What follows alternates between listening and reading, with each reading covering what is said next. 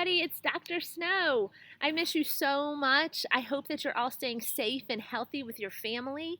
We also hope that you're connecting with your teacher through Class Dojo or Class Tag or through email so that you can keep up to date with all of the amazing work and activities that your teachers are trying to provide. We also have a really cool YouTube channel that we hope you're watching so that you can see all the amazing things that your teachers are trying to still do for you while we're away from one another.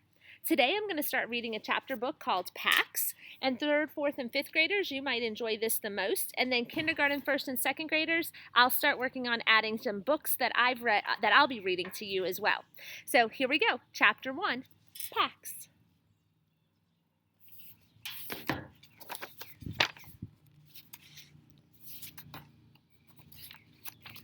And here's a picture of Pax.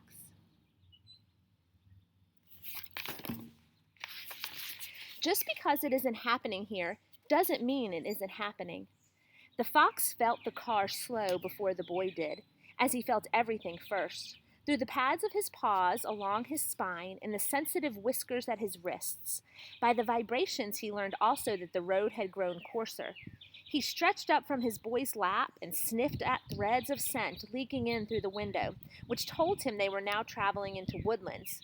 The sharp odors of pine, wood, bark, cones, and needles slivered through the air like blades. But beneath that, the fox recognized softer clover and wild garlic and ferns, and also 100 things he had never encountered before, but that smelled green and urgent. The boy sensed something too. He pulled his pet back to him and gripped his baseball glove more tightly. The boy's anxiety surprised the fox. The few times they had traveled in the car before, the boy had been calm or even excited. The fox nudged his muzzle into the glove's webbing, although he hated the leather smell. His boy always laughed when he did this. He would close the glove around his pet's head, play wrestling, and in this way the fox would distract him. But today the boy lifted his pet and buried his face in the fox's white ruff, pressing hard. It was then that the fox realized his boy was crying. He twisted around to study his face to be sure. Yes, crying, although without a sound, something the fox had never known him to do. The boy hadn't shed tears for a very long time, but the fox remembered, always before he had cried out, as if to demand that attention be paid to the curious occurrence of salty water streaming from his eyes. The fox licked at the tears and then grew more and more confused. There was no scent of blood. He squirmed out of the boy's arms to inspect his human more carefully. Alarmed, he could have failed to notice an injury, although his sense of smell was never wrong. No blood, not even the underskin pooling of a bruise or the marrow leak of a cracked bone, which had happened once. The car pulled to the right, and the suitcase beside them shifted. By its scent, the fox knew it held the boy's clothing and the things from his room he handled most often, the photo he kept on top of his bureau, and the items he hid in the bottom drawer. He pawed at a corner, hoping to pry the suitcase open enough for the boy's weak nose to smell these favored things and be comforted. But just then the car slowed again, this time to a rumbling crawl. The boy slumped forward, his head in his hands. The fox's heartbeat climbed and the brushy hairs of his tail lifted. The charred metal scent of the father's new clothing was burning his throat. He leaped to the window and scratched at it. Sometimes at home, his boy would raise a similar glass wall if he did this. He always felt better when the glass wall was lifted. Instead, the boy pulled him down onto his lap again and spoke to his father in a begging tone. The fox had learned the meaning of many human words, and he heard him use one of them now, no. Often the no word was linked to one of the two names he knew, his own and his boy's. He listened carefully, but today it was just the no, pleaded to the father over and over. The car juddered to a full stop and tilted off to the right, a cloud of dust rising beyond the window. The father reached over the seat again, and after saying something to his son in a soft voice that didn't match his hard lie scent, he grasped the fox by the scruff of the neck. His boy did not resist, so the fox did not resist.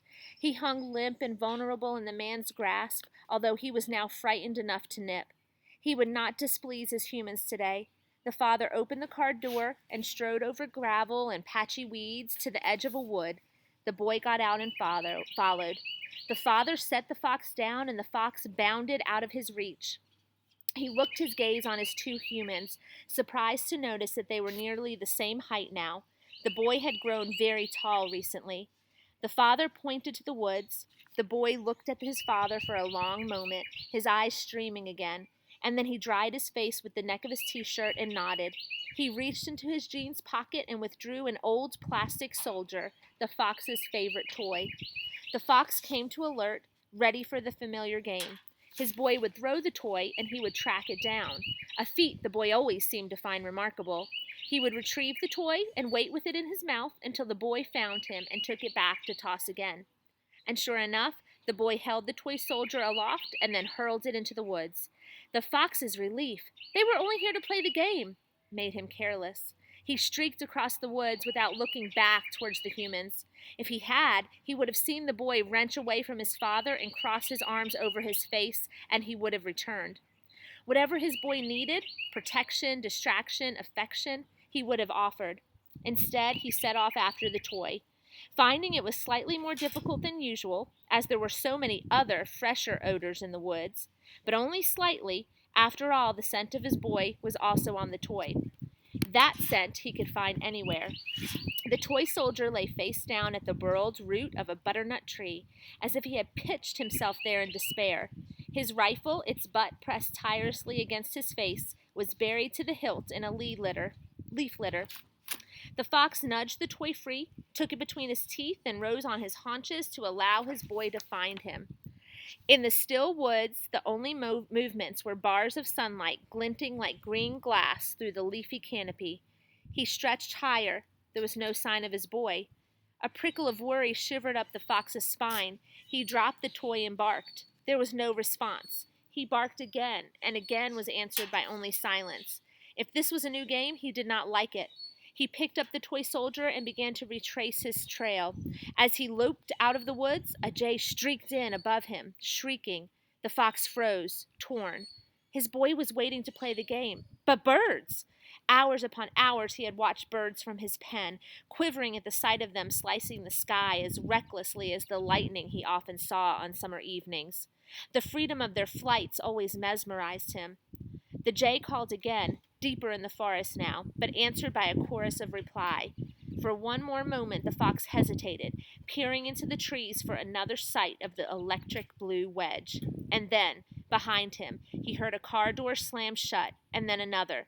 He bounded at full speed, heedless of the briars that tore at his cheeks. The car's engine roared to life, and the fox skidded to a stop at the edge of the road. His boy rolled down the window and reached his arms out.